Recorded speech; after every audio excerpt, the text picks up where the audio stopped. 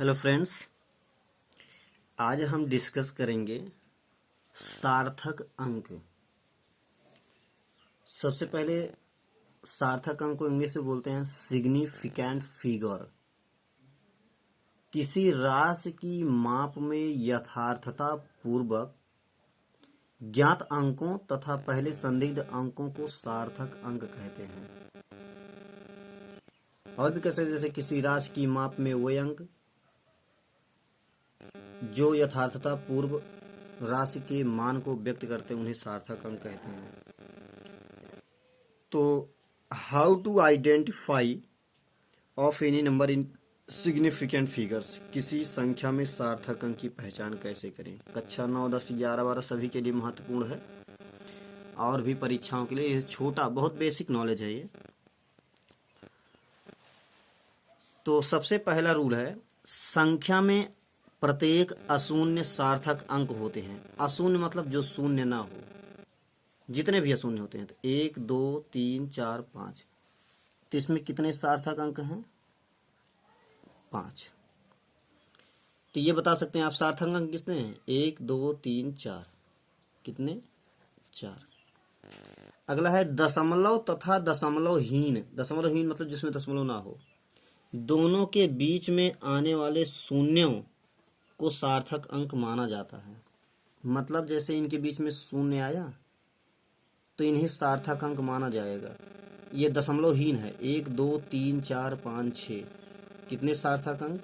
6। लेकिन बात इसकी करें अगर, तो ये शून्य किसके हैं? ये शून्य कहाँ है? दो अशून्य। अशून्य मतलब जो शून्य ना हो, दो अशून्य अंकों के बीच में, इसलिए सार्थक अंक में गिना जाएगा। 1, 2, 3, 4, 5, 6। ठीक।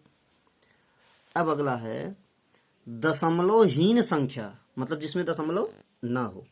दशमलवहीन संख्या में अशून्य अंकों के बाईं ओर और अंत में आने वाले शून्य सार्थक अंक नहीं होते हैं। दशमलवहीन संख्या में अशून्य अंक, अशून्य अंक किसे कहते हैं? ये क्या है? अशून्य अंक है। बाईं ओर अंत में, बाईं ओर अंत में मतलब ये तीनों सार्थक अंक नहीं होंगे। कितने सार्थक अंक हैं? 3। इसमें कितने हैं? 1, 2, 3, 4। ये नहीं माना जाएगा शून्य। 1, 2, 3। ठीक। अब बात करते हैं, यहाँ नोट है, इसे देख लेते हैं। उपयुक्त नियम 3, सिर्फ नियम 3 में के अनुसार यदि संख्या माप पर आधारित हो, शून्य की गणना सार्थक अंकों में होती है।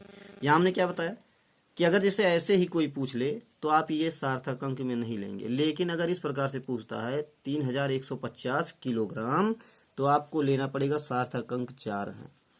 इसमें सार्थक अंक 1, 2, 3, 4, 5, क्योंकि लीटर है ना, माप पर आधारित है, 5 हैं। इसमें 3 है। अब बात करते हैं चौथे रूल की। दशमलव वाली संख्या में यदि दशमलव बिंदु के पहले, दशमलव वाली संख्या में दशमलव बिंदु के पहले कोई अशून्य अंक नहीं है, कहने मतलब 1, 2, 3, 4 नहीं है, तो दशमलव बिंदु के बाद आने वाले अशून्य अंक से पहले वाले शून्य सार्थक अंक नहीं होते हैं। फिर से समझिए, दशमलव वाली संख्या में, ये दशमलव वाली संख्या है, यदि दशमलव बिंदु के पहले कोई अशून्य अंक नहीं है, मतलब 1, 2, 3, 4 नहीं है, यहाँ शून्य है, तो इसके बाद जो है ये जो शून्य आएंगे सार्थक अंक नहीं होंगे। सीधा यही हमारा सार्थक अंक 1, इसमें 1, 2, 3, 4 और इसमें होगा 1, 2। एकदम लास्ट रूल है, दशमलव संख्या में दशमलव बिंदु के बाद, दशमलव संख्या में दशमलव बिंदु के बाद अंत में अशून्य अंक, अंत में अशून्य अंक के दाईं ओर, ये अशून्य अंक हैं, इनके दाईं ओर ये दोनों हैं, शून्य सार्थक अंक होते हैं। ठीक ना? क्या होते हैं? सार्थक अंक होते हैं। देखिए, इसमें और इसमें आप घबराइएगा मत।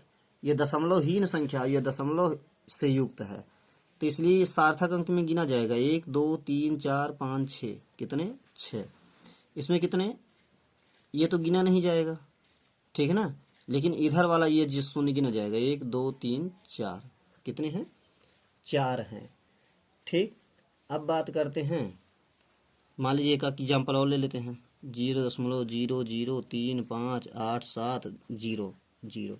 तो 1, 2, 3, 4, 5, 6 सार्थक अंक हैं।